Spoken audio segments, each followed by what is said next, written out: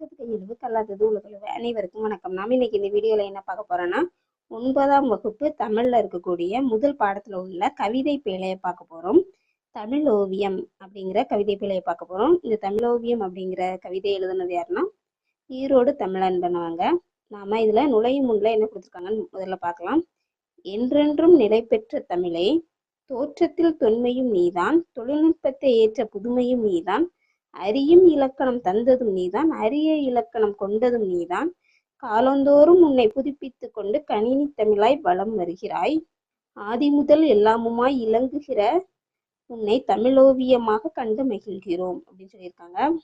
அதாவது தமிழோட சிறப்பை பத்தி தான் இந்த பாடல்ல நாம பார்க்க போறோம்.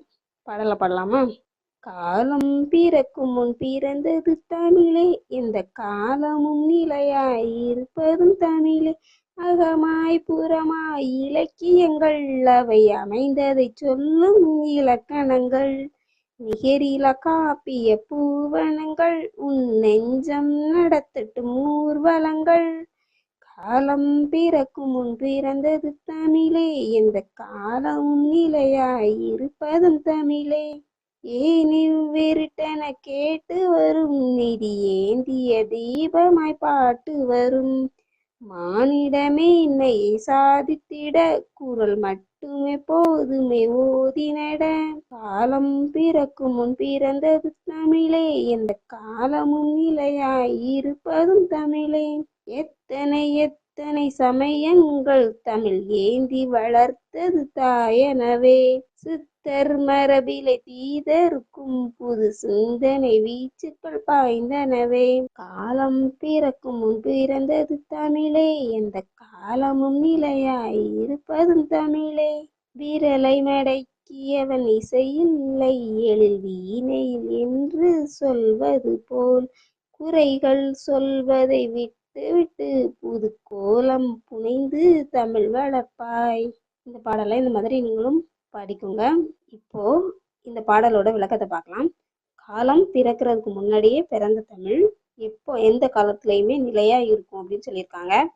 அடுத்து அகமாய் புறமாய் இலக்கியங்கள் அவை அமைந்ததை சொல்லும் இலக்கணங்கள். அதாவது இலக்கியங்கள், தமிழ் இலக்கியங்கள்ல அகநூல்கள் புறநூல்கள் இருக்கு. அதாவது அகத்தை பத்தியும் சொல்லும், புறத்தை பத்தியும் சொல்லும். அந்த மாதிரி இலக்கியங்கள் இருக்கு. அந்த இலக்கியங்களை எப்படி அமைஞ்சது அப்படிங்கிறத சொல்ற இலக்கணங்களும் இருக்கு. அடுத்து நிகரிலா காப்பிய பூவனங்கள், அதிக காப்பியங்கள் தமிழ்ல இருக்கு. அதே மாதிரி உன் நெஞ்சம் நடத்தட்டும் ஊர்வலங்க, அந்த புத்தகத்தை வாசிக்கும் போது நாமளே அங்க போயிட்டு வந்த மாதிரி உணர்வு இருக்கும் அப்படிங்கிறத சொல்லியிருக்காங்க. அடுத்து ஏனி விருட்டனை கேட்டு வரும் நீதி ஏந்திய தீபமாய் பாட்டு வரும். அந்த எல்லா இலக்கியங்கள்லையுமே நீதிக்கு முக்கியத்துவம் கொடுத்திருப்பாங்க. அடுத்து மானிட மேன்மையை சாதித்திட குரல் மட்டுமே போதுமே ஓதினிட. மானிட மேன்மைனா மனிதர்கள் மேன்மையா வாழ்றது, சிறப்பா வாழ்றதுக்கு அந்த குரல் மட்டுமே போதும். அதை நாம படிச்சு அதன்படி நடந்தாலே நம்ம வாழ்க்கை மேன்மையா இருக்கும் அப்படிங்கிறத சொல்லியிருக்காங்க. எத்தனை எத்தனை சமயங்கள் தமிழ் ஏந்தி வளர்த்தது தாயெனவே. தமிழ் தாய் மாதிரி அதிக சமயங்களை வளர்த்தது அப்படின்னு சொல்லியிருக்காங்க. சித்தர் மரபிலை தீது இருக்கும் புது சிந்தனை வீச்சுகள் பாய்ந்தனவே. சித்தர் மரபிலை தீது இருக்கும் அப்படின்னா சித்தர்களும் அதிக கற்றுக்கிட்டு அதிக விஷயங்களை அவங்களோட சிந்தனைகளையும் அவங்க நூலா எழுதியிருக்காங்க.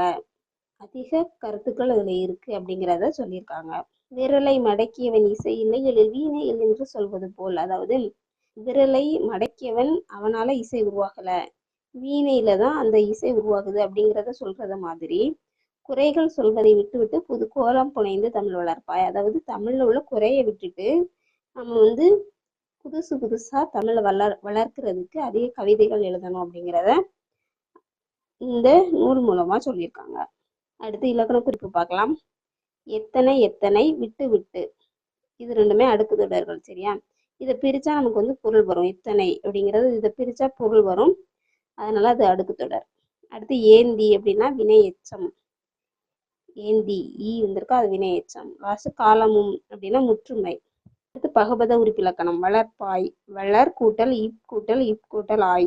வளர்னா பகுதி, இப்னா சந்தி, இப் எதிர்கால இடைநிலை, ஆய் முன்னிலை ஒருமை வினைமுற்று மிகுதி. அடுத்து நூல்வெளி பார்க்கலாம். நூல்வெளியில நூலை பத்தியும் கொடுத்துருப்பாங்க.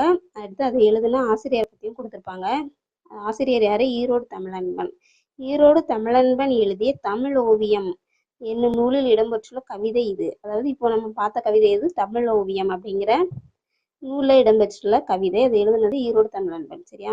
இக்கவிதை குறித்து கவிஞர் முன்னுரையில என்ன சொல்லியிருக்காங்க அப்படின்னா, ஒரு பூவின் மலர்ச்சியையும் ஒரு குழந்தையின் புன்னகையையும் புரிந்து கொள்ள அகராதிகள் தேவைப்படுவதில்லை, பாடலும் அப்படித்தான் என்று குறிப்பிட்டுள்ளார். அதாவது அவர் என்ன சொல்லியிருக்காருன்னா, இந்த பாடலை புரிஞ்சுக்கிறதுக்கு தனியா அகராதி தேவையில்ல, எளிதாவே அதை பார்த்தோன்னே நமக்கு புரியும் அப்படின்னு சொல்லியிருக்காங்க. ஒரு பூவோட மலர்ச்சியை நம்ம புரிஞ்சுக்கிறதுக்கு நமக்கு தேவையில்லை. அதே மாதிரி ஒரு குழந்தையோட புன்னகையும் புரிஞ்சுக்கிறதுக்கு எதுவும் தேவையில்லை. அதே மாதிரி தான் இந்த பாடலை புரிஞ்சுக்கிறதுக்கு அகராதிகள் தேவைப்படுவதில்லை அப்படின்னு சொல்லியிருக்காங்க. ஈரோடு தமிழன்பன் புதுக்கவிதை, சிறுகதை முதலான பல வடிவங்களிலும் படைப்புகளை வெளியிட்டுள்ளார். ஈரோடு தமிழன்பன் இருக்காருல, அவர் புது கவிதை எழுதியிருக்காரு, சிறுகதையும் பல வடிவங்கள்ல எழுதியிருக்காரு. அடுத்து ஹைக்கூ, சென்ட்ரியோ, லிமெரைக்கூ என புது புது வடிவங்களில் கவிதை நூல்களை தந்துள்ளார். இவர் எந்த வகையிலலாம் கவிதை நூல் தந்திருக்காங்கன்னா, ஹைக்கூ, சென்ட்ரியோ, லிமெரைக்கூ. சரியா? இவரது வணக்கம் வள்ளுவ அப்படிங்கிற கவிதை நூலுக்கு 2004 சாகித்ய அகாடமி விருது கிடைச்சது. அதாவது வணக்கம் வள்ளுவ அப்படிங்கிற கவிதை நூலுக்கு 2004 சாகித்ய அகாடமி விருது கிடைச்சிருக்கு. தமிழன்பன் கவிதைகள் தமிழக அரசின் பரிசு பெற்ற நூல். இந்த தமிழன்பன் கவிதைகள் அப்படிங்கிற நூல் தமிழக அரசின் பரிசு பெற்ற நூல். தமிழக அரசு அந்த நூலுக்கு, அந்த கவிதைக்கு பரிசு கொடுத்துருக்காங்க. அடுத்து இவரது கவிதைகள் இந்தி, உருது, மலையாளம், ஆங்கிலம் உள்ளிட்ட மொழிகளில் மொழிபெயர்க்கப்பட்டுள்ளது. இவரோட கவிதை எந்தெந்த மொழிகள் எல்லாம் மொழிபெயர்க்கப்பட்டிருக்குன்னா, இந்தி, உருது, மலையாளம், ஆங்கிலம் 4 மொழியில. சரியா?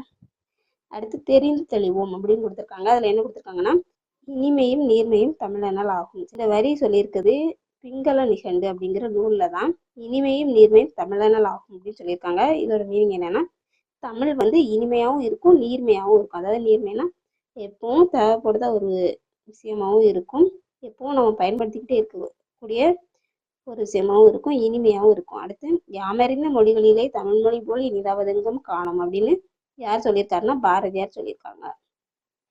யாம் அறிந்த மொழிகளிலே தமிழ் மொழி போல் இனிதாவதெங்கும் காணும். சரியா?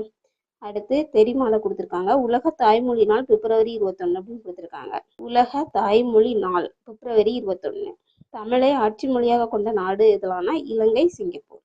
இந்த காணொளி உங்களுக்கு பயனுள்ளதா இருந்திருக்கும்னு நம்புறேன். நன்றி.